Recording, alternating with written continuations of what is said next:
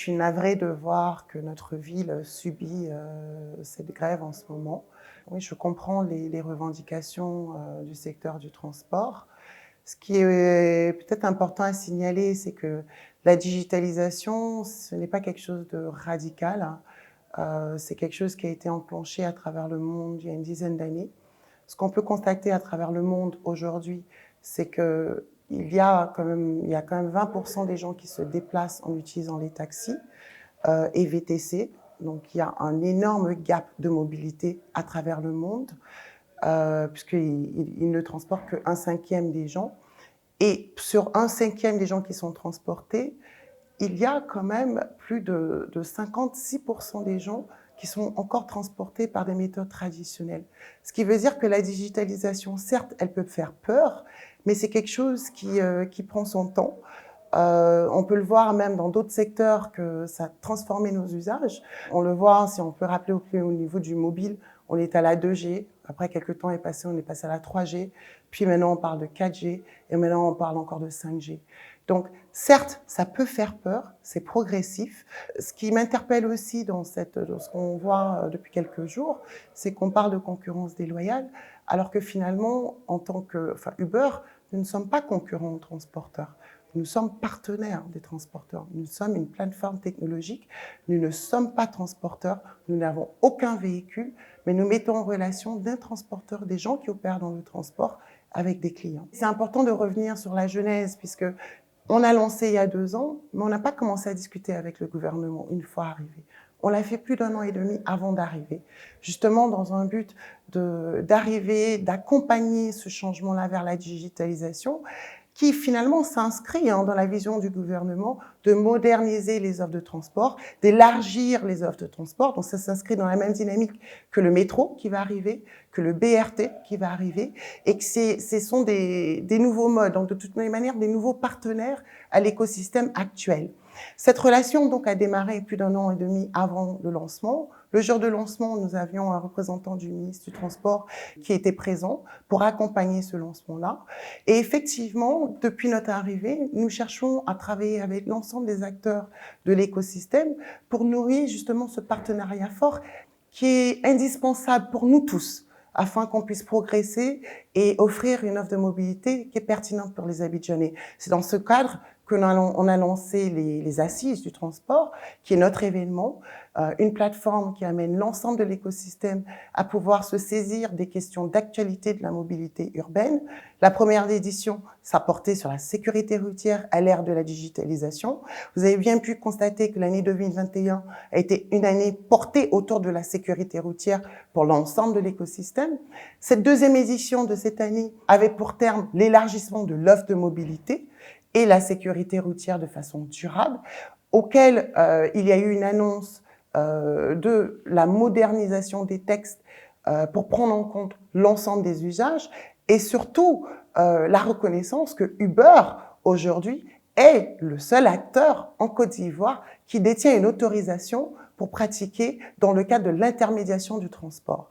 Donc, autant vous dire que nous sommes restés et nous resterons partenaires du gouvernement pour faire avancer les choses, partenaires de l'écosystème, partenaires de la ville, pour faire avancer un cadre qui soit harmonieux pour l'ensemble des acteurs, nos partenaires, et pour que on puisse voir naître ces nouveaux usages et qu'ils soient bien encadrés. C'est l'occasion pour moi de faire un appel à tous les transporteurs, chauffeurs de taxi, propriétaires de flottes de taxi, de rejoindre la plateforme.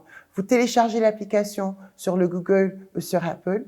Vous suivez le processus d'inscription qui va recueillir vos pièces d'identité, les pièces afférentes du véhicule. Si vous vous êtes déjà engagé vers la professionnalisation, on va aussi recueillir votre carte de transporteur et votre carte de transport pour vos véhicules.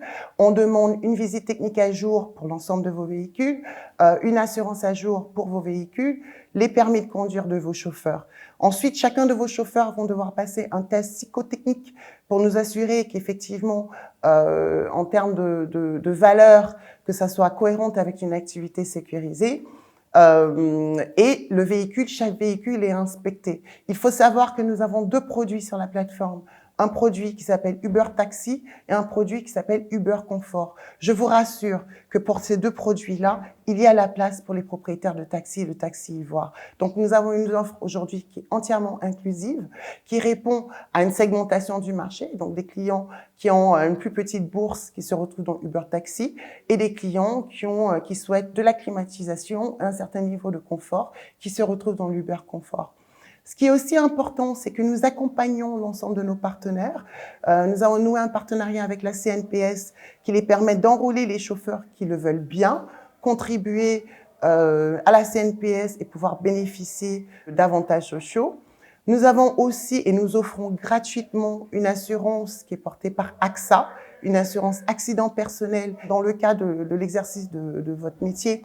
Quand vous êtes accidenté, de pouvoir avoir droit à des frais hospitaliers qui sont couverts, des frais ambulatoires et au pire, s'il y a vraiment un accident grave, en cas d'invalidité et voire de décès, votre famille peut bénéficier d'un accompagnement. Il faut savoir que la digitalisation apporte de la sécurité. Et elle apporte de la sécurité pour vous en tant que chauffeur, pour votre propriétaire, mais surtout et aussi pour les utilisateurs. Voici comment.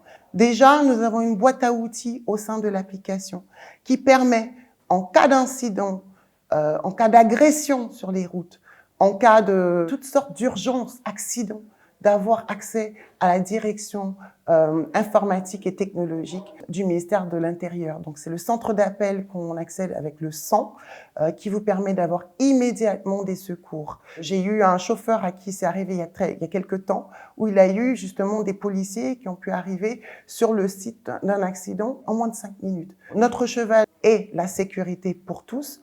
Et ça commence avant tout par la sécurité de nos partenaires, qui sont à la fois vous, chauffeurs, mais aussi les propriétaires. Aujourd'hui, nous sommes engagés et nous travaillons main dans la main pour défendre les intérêts de l'ensemble des acteurs du secteur, et notamment des partenaires de Uber, de manière à ce que nous puissions voir émerger effectivement un cadre réglementaire qui situe bien l'activité que l'on opère. Nous sommes engagés à améliorer et à accélérer les revenus de l'ensemble de nos partenaires en accélérant les campagnes marketing, les partenariats avec les différentes entreprises sur le marché.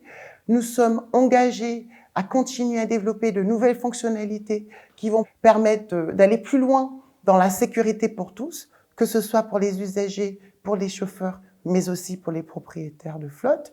Et aujourd'hui, c'est la ville d'Abidjan. Et demain, nous espérons de pouvoir aller plus loin dans l'offre de mobilité qu'offre notre pays.